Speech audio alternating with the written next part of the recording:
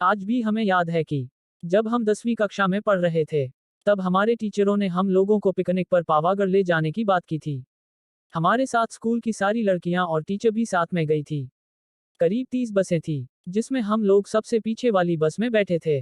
उसमें हम लोग हंसते गाते मजे करते हुए पिकनिक पर जा रहे थे।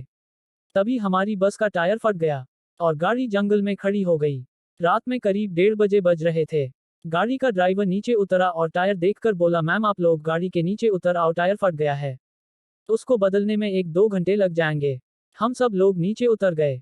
तभी उसने बोला, पास में एक ढाबा है, वहां पर चाहो तो आप लोग जाकर बैठकर आराम कर सकते हो, चाहो तो चाय पानी भी ले सकते हो, तब तक मैं गाड़ी का टायर बदल कर आ जाऊंगा।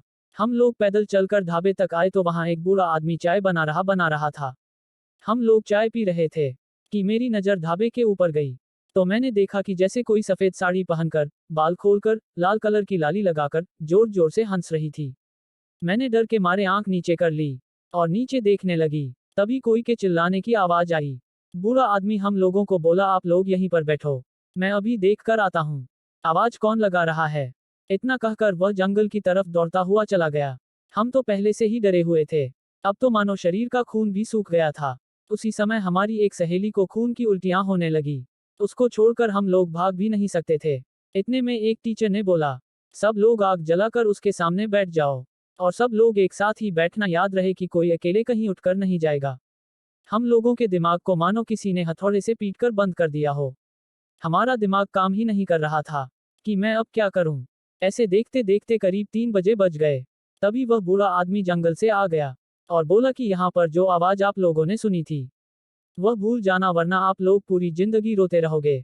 इतने में ड्राइवर भी आ गया और हम लोग दौड़कर बस में बैठ गए और अपने अपने मन में महामृत्युंजय का जाप करने लगे। टीचर ने बोला कि यहाँ पर कोई बातचीत नहीं करेगा जब तक कि सुबह ना हो जाए। हम लोग 1 हफ्ते के बाद पिकनिक से लौटकर जब स्कूल में सबसे मिले, तो ये घटना सबको बता दी। आज भी जब हम सुनते हैं कि हमारे बच्चे पिकनिक जा रहे हैं, तब हमें हमारी पुरानी घटना याद आ जाती है कि कैसे हम लोग बच बचा के निकल आए थे। पिकनिक के नाम से हमें आज भी बहुत डर लगता है। भगवान सबकी रक्षा करें। महाराष्ट्र राज्य के नांदेड़ ग्राम के निकट रायपुर इलाके में आज भी खून की प्यासी डायनों का बसेरा है। स्थानीय लोगों का मानना है कि यहाँ रात में गुजरने वाले लोगों को डायन पहले तो अपने वश में करती लेती है और बाद में उस इंसान का खून पीकर स्वयं को अमर करती है। वहाँ माना जाता है कि यह इलाका डायनों का है। यहाँ पर इंसान का कदम रखना खतरे से खाली नहीं है, और अगर आप वहाँ पर गए तो किसी तरह की गलती आपके लिए काफी नुकसानदायक साबित हो सकती है। अगर आपको ये यकीन ना हो रहा हो तो आप यहाँ पर किसी भी पेड़ों में कील गाड़कर खुद ही देख लीजिए। लेकिन आप लोगों का मौत से सामना जरूर हो जाएगा। आप लोगों को भले ही यह अंधविश्वास या अंधश्रद्धा लग रहा हो तो इस भूतिया गांव का यही दस्तूर है। इस भूतिया गांव को अभिशप्त माना जाता है। यहाँ पर 1-2 नहीं बल्कि सारे इलाकों में डायनों का बसेरा जमा हुआ है। नांदेड़ के निकट इस छोटे से गांव में डायनों की अब पूरा राज्य बसा हुआ है।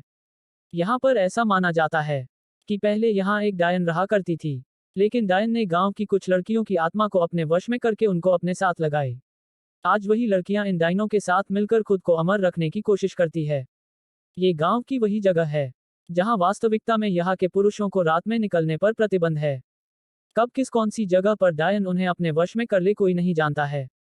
अभी तक यहाँ पर कुल 42 ऐसे मामले आ चुके हैं जिनमें से पुरुष लापता हो गए, लेकिन उनका अभी तक कोई अता पता नहीं चला है। यही माना जाता है कि डायन उन पुरुषों को मार दिया होगा। रायपुर में पेड़ों को काटने पर भी प्रतिबंध लगाई गई है। यहाँ पेड़ों के ऊपर डायनों के रहने की बात बताई जाती है। एक बार एक पेड़ काटने पर गांव के एक मनुष्य की मौत हो गई थी। तब से ही माना जाता है कि डायन का पेड़ काटने पर ही उसकी मौत हुई। यहाँ पर एक टूटी हुई हवेली के अंदर एक छोटी सी कोठरी है जिसमें कोई भी नहीं आता जाता है, और माना जाता है कि इस अंधेरी कोठरी में जो भी गया वो वापस कभी लौट कर नहीं आया है। 16 लोगों की मौत की गवाह इस भूतिया कोठरी को यहाँ के प्रशासन ने भी सील कर दिया है। डायनों को अपने वश में करने के लिए यहाँ पर कई तांत्रिकों ने अपनी पूरी शक्ति लगा दी, लेकिन इस बीच 5-6 तांत्रिकों को भी मौत हो गई, जिसके बाद तांत्रिक भी यहाँ की डायनों को अपने वश में करने से घबराने लगे। कहा जाता है कि गांव में हर अमावस्या और पूर्णिमा की रात को कोई बाहर नहीं निकल। हालांकि यह काफी पुरानी बात है। अब लोग अपने घरों को अच्छे से बंद करके घरों में रहते हैं। गांव के कुछ लोगों ने यह अनुभव किया है कि अक्सर रास्ते में चलते वक्त उन्हें अजीबोगरीब आवाजें सुनाई देती है, लेकिन पीछे मुड़ने पर कोई नहीं होता। गांव के रंजीत नाम के व्यक्ति ने तो अपनी बाइक पर एक डायन को लिफ्ट तक दी थी। काफी लंबा रास्ता तय करने के बाद उसे एहसास हुआ कि उसके पीछे कोई बैठा हुआ है, पर उसने जब पीछे मुड़कर देखा तो कोई नहीं था।